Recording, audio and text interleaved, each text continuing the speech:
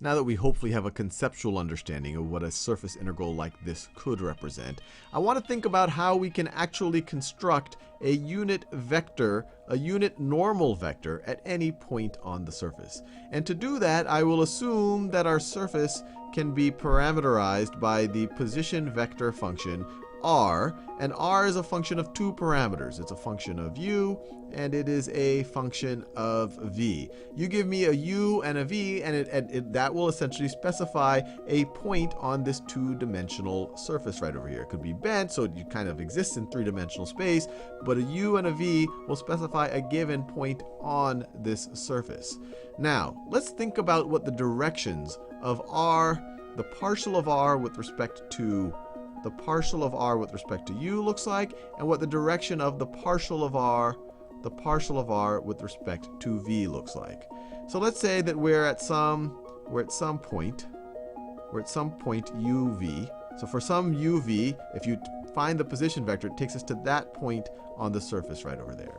Now let's say that we increment u just a little bit. And as we increment u just a little bit, we're going to get to another point on our surface. And let's say that other point on the surface is right over there. So what would this r sub u vector look like? Well, its magnitude is essentially going to be dependent on how fast it's happening, how fast we're moving towards that point, but its direction is going to be in that direction. It's going to be towards that point. It's going to be along the surface. We're going from one point of the surface to another. It's essentially going to be tangent to the surface at that point, and I could draw a little bit bigger. It would look something like that. R sub u. So I've just zoomed in right over here. Now let's go back to this point, and now let's make v a little bit bigger. And let's say if we make v a little bit bigger, we go to this point right over here. So then our position vector r would point to this point. And so what would r sub v look like? Well, its magnitude, once again, would be dependent on how fast we're going there, but the direction is what's interesting. The direction would also be tangential to the surface. We're going from one point on the surface to another as we change v. So r sub v might look something like that. R sub v. And they're not necessarily, these two aren't necessarily perpendicular to each other. In fact, the way I drew them, they're not perpendicular. So r sub v's look like this, but they're both tangential to the plane. They're both essentially telling us right at that point what is the tangent, what is the slope in the u direction or in the v direction. Now, this is when you have two vectors that are tangential to the plane and they're not the same vector. These are actually already specifying, these are already kind of determining a plane. And so you can imagine a plane that looks something like this. If you took linear combinations of these two things, you would get a plane that both of these would lie on.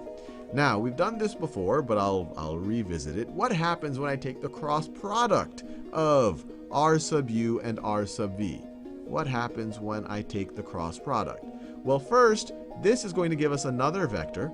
It's going to give us a vector that is perpendicular to both, to r sub u and r sub v.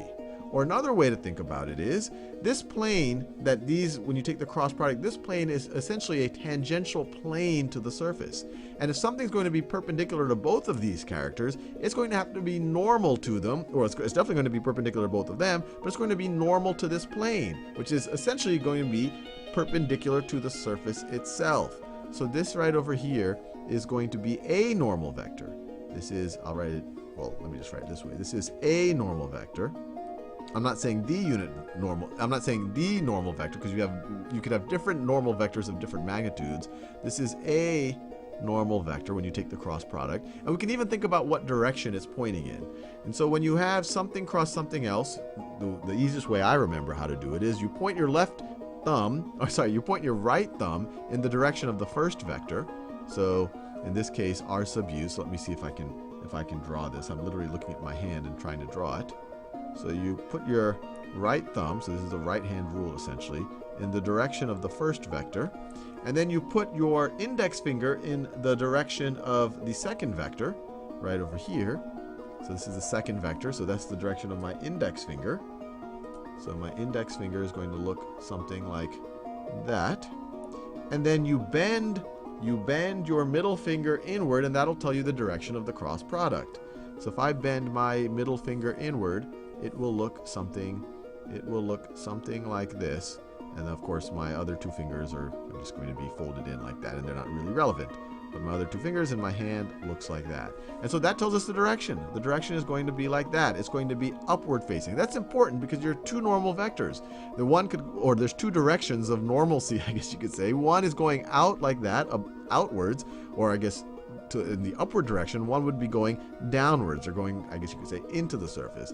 But the way I've set it up right now, this would be going outwards. It would be a normal vector to the surface. Now, in order to go from a normal vector to the unit normal vector, we just have to normalize this. We just have to divide this by its magnitude. So now we have our drum roll, the unit vector, and it's going to essentially be, a function of u. It's going to be a function of u and v. You give me a u or a v, and I'll give you that unit normal vector.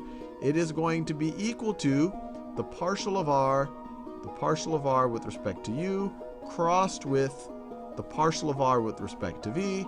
That gives us a normal vector, but it hasn't been normalized, so we want to divide by the magnitude. We want to divide by the magnitude of the exact same thing. R sub u crossed with r sub v. Crossed with r sub v. And we're done. We have constructed a unit normal vector. And in future videos, we'll actually do this with concrete examples.